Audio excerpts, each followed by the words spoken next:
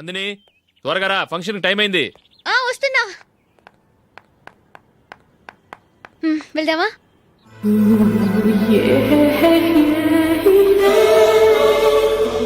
ఏంటి నందిని, కొత్త పెళ్లి కూతురివి, లక్షణంగా పట్టు చీర కట్టుకోకుండా ఈ డ్రెస్ ఏంటి? ఏ బాలేదా? బాగానే ఉందనుకో, కానీ మనం వెళ్ళేది ఫ్యాషన్ షో కాదు, పెళ్లికి. అది మీ అక్క ఆడబడుచు పెళ్లికి. ఇలా మోడర్న్ డ్రెస్ లో వెళ్తే ఏం బాగుంటుంది? ఏవండి, మీకు విషయం చెప్తాను, కోపం రాదుగా? లేదు, చెప్పు. నాకు చీర కట్టుకోవటం రాదండి. చీర కట్టుకోవటం రాదా? హ్మ్, మరి మన పెళ్లికి ఫస్ట్ నైట్ కి చీర కట్టుకున్నావుగా? అప్పుడు మా మమ్మీ కట్టింది. అమ్మ దొంగ, ఎంత పెద్ద రహస్యం దాచిపెట్టావే. రా. తలపెందుకు మోస్తున్నారు? 10 మంది చూస్తుండగా అమ్మాయికి తాళి కడితే బాగుంటుంది, చీర కడితే బాగోదుగా. అంటే మీరు నాకు చీర కడతారా? గట్టిగా అరకు, వెళ్ళి చీర జాకెట్ తీసుకురా. చీర ఓకే. కట్టుకోవటం రాదు మళ్ళీ. నాకు జాకెట్ కట్టుకోవడం వచ్చండి.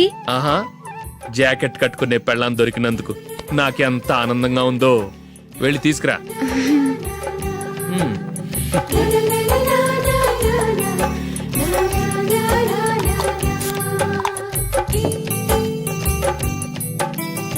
ఇప్పుడు దీన్ని ఏం చేయాలంటే, ఇలా మడతేసి ఇంకో మడతేసి ఈ కుచ్చిట్లన్నిటిని పట్టుకొని ఇప్పుడు ఇలా దొక్కాలి. ఓకే, అయిపోయింది. అప్పగింతలకు మనం కొన్న బట్టలన్నీ వాళ్ళకి బాగా నచ్చాయండి. సరే కానీ రేపు వ్రతానికి కూడా పెళ్లి కొడుకు ఒక సూట్ ఏర్పాటు చేయండి. అలాగే. వారికి మన ఏర్పాట్లన్నీ నచ్చినట్టే ఉన్నాయి. అవునండి, వాళ్ళందరూ చాలా సంతోషంగా ఉన్నారు. రండి. నమస్కారం. నమస్కారం. యుఎస్ నుంచి పాప ఫోన్ చేస్తుందా?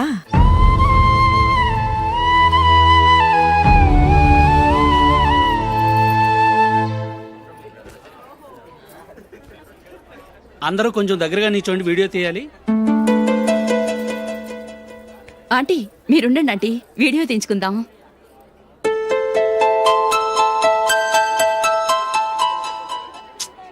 కంపోజ్ అవ్వట్లేదు, ఒక ఇద్దరు తప్పుకొని తర్వాత తీద్దాం. చెప్తున్నారుగా, ఇప్పుడు మీరు వీడియో తీయించుకోకపోతే కొంపలే మునిగిపోవు. వెళ్ళండి, తర్వాత తీయించుకోండి.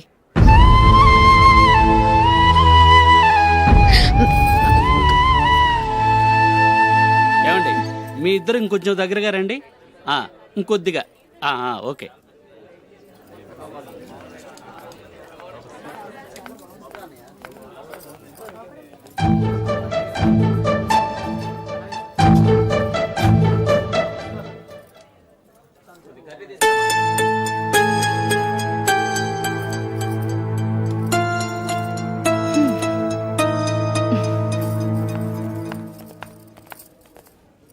అంత కొంపలే మునిగిపోయాని మొదటి బంతిలోనే కూర్చున్నారు.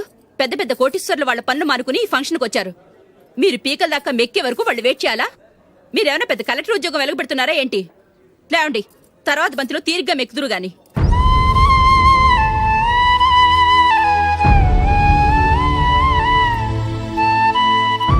ఏయ్, ఇలా రావయ్యా, యాకులు తీసేయ్.